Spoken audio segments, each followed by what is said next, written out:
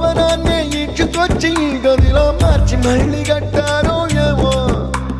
మాయజాలము తెలుసు మంత్రకారడి తెలుసు రెంటి కన్న ఇది ఇంకోటేమో నీలాకాశం